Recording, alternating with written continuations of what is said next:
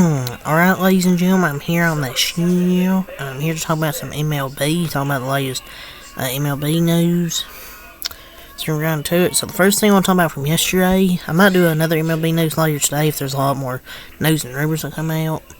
But yesterday, first thing I want to talk about is the Boston Red Sox and manager Alex Cora. They're in agreement on a 3-year, $21 million plus contract extension. So it could be maybe 21. It says 21 million plus, so it could be more. Maybe, I don't know. Per Jon Heyman. So Jon Heyman with the breaking news yesterday. The Boston Red Sox and manager Alex Cora have recently had recent discussions on a 3-year contract extension in the range of $21.75 million per Jeff Passan and Buster Olney. MLB Network's Jon Heyman had also corroborated. I'm not part of the nerd community, ladies and gentlemen. I don't know how to say that word. The report detailing that both Cora and Boston are making big progress on an extension. And then they agreed on that 3-year, $21 million extension yesterday. Well, didn't turn out great after that news came out, because then the Rockies left the Red Sox 20-7, which is crazy. One of the best managers in baseball, already fourth in wins as a manager in Sox history. I don't know if you want to get him out. They then proceeds to lose 20-7 though, so definitely not a good look. I mean, yeah, you're a free Red Sox fan. Maybe you want a fresh start, but I don't know. I think he's a good manager. It's just his Red Sox team just isn't that great. But I think this dude's a hell of a manager, though. So the Detroit Tigers, reportedly, they plan on trading right-handed pitcher Jack Flaherty ahead of next Tuesday's deadline, as they won't, in all caps, trade ace left-handed pitcher Tarik Skubal unless they get an offer, end quote, they can't refuse, per Evan Petzold. Petzold also notes Baltimore as a trade-fit partner for Skubal, and the Dodgers as a trade-fit partner for Jack Flaherty. Yeah, I think at this point it's most likely to be Jack Flaherty getting traded out of those two pitchers. Tarik Skubal, I think, will only get traded unless it's for I shouldn't say record amount of prospects, for a big haul prospects. That's the only way he's getting traded.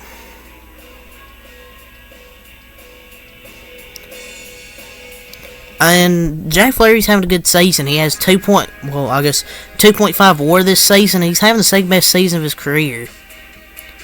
He's been dominant this year. If he didn't have the back issues, I think he's been out sometime this year, then he could have been an all-star. So I wouldn't mind the Dodgers trading for Jack Flaherty. If we were to miss out on Garrett Crochet, Jack Flaherty would be the second option, because I don't know who else you go there and get. So Tigers outfielder Mark Canha, we're talking about the Tigers again. He's reportedly generating trade interest ahead of next Tuesday's deadline, per Jeff Passan. Well, Phillies for cheap. Dude can hit lefties and play the outfield. I mean, he can hit left-handed pitching and play the outfield. Sounds like something the Phillies need. So I definitely won't be surprised. But he does scream Cleveland Guardian or St. Louis Cardinal. One of those three teams, I think, will end up trading for him if they were to trade Mark Canha. So the Houston Astros. Finally some rumors about the Houston Astros. Houston Astros have reportedly expressed interest in Rays infielder Isaac Paredes, per Chandler Rome. He'd be crazy with the Crawford box to sit over there and get a homer. I just don't think the Astros have enough prospects. If you're a Rays fan, I don't know if you want to do this, because they don't have. I don't know if the Astros have a ton of good prospects you'd get in return. But if they were to trade for Isaac Paredes, that means Bregman would be gone. That's what you have to realize. If they do trade for Isaac Paredes, then Bregman would leave after this year. because Isaac Paredes plays third base as well. But that would be a good addition for Houston to their offense and their infield. But I don't know if the Rays want to trade them to them. So apparently, there could be as many as 8 teams that could look to both unquote buy and unquote sell at next Tuesday's deadline, per Mark Feinsand. Feinsand, he notes the Guardians, D-backs, Giants, Brewers, Mets, Reds, Giants, and Cubs as candidates that could buy and sell at the trade deadline.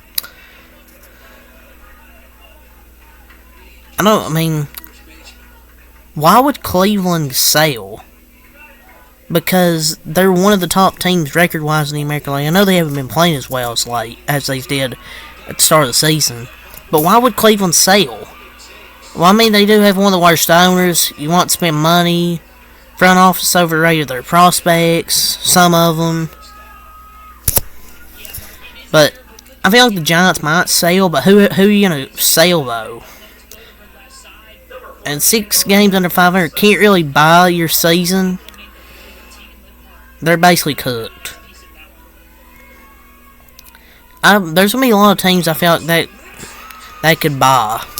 But I don't know if many teams will sell because there's still going to be a lot of teams close to that wild card race. So, we'll see. We'll see who buys, who sells. But I think maybe the Guardians could buy. D-backs. The Mets are a team as well. I think the Giants and Cubs will sell.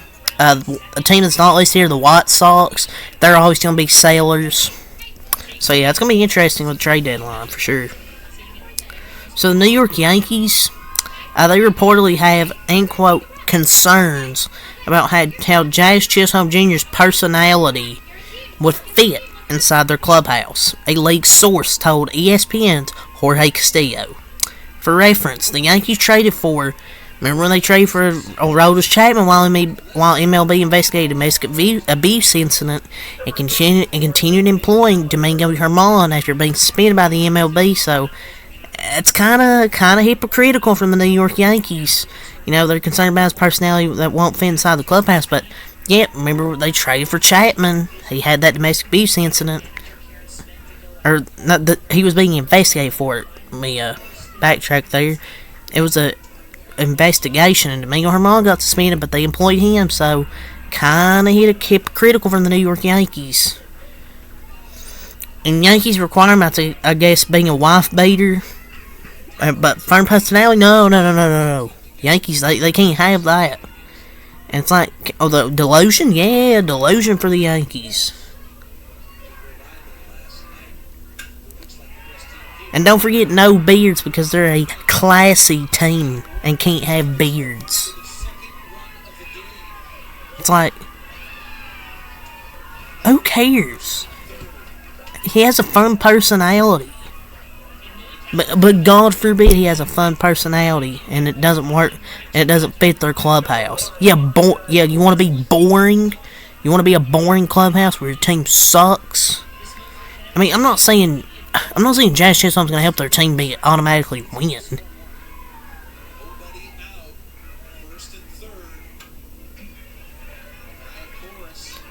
This team's probably cancer. A 12-year veteran and Gold Glove winning outfielder Kevin Kiermaier, who reportedly retired after the 2024 season. One of the greatest defenders they ever ran. His defense was always so good out there in center field.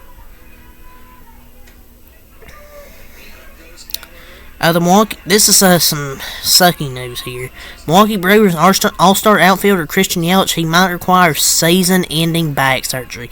Just when he's back to getting healthy, and then he gets this. After being placed on the IL with this condition that has continued to plague him for years now, per The Athletic. Yelich will undergo an examination to determine the severity of his injury after being placed on the IL. Milwaukee initially felt that an IL stint would, quote, ease his discomfort, but Yelich told reporters today that his latest flare-up, it's not great for sure, end quote. This is Ken HT to Ken Rosenthal. Man. Can we just get a year of a healthy MLB stars, man? Like, this sucks. He's gonna have to have season-ending back surgery, and the dude just he's finally staying healthy, and then this happens again, man. It's just unfortunate because he's such a good player when he's healthy, but it's just something always happens. Like, it just feels like something is always happening to him.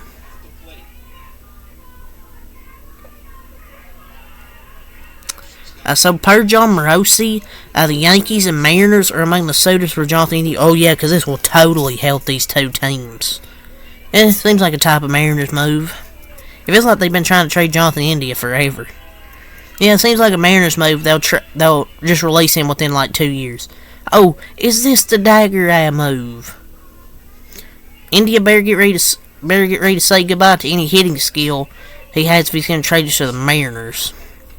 Oh, you better not go to the Yankees, buddy, because you have to shave your beard. And your hair. But yeah. That's what I gotta say. For this video.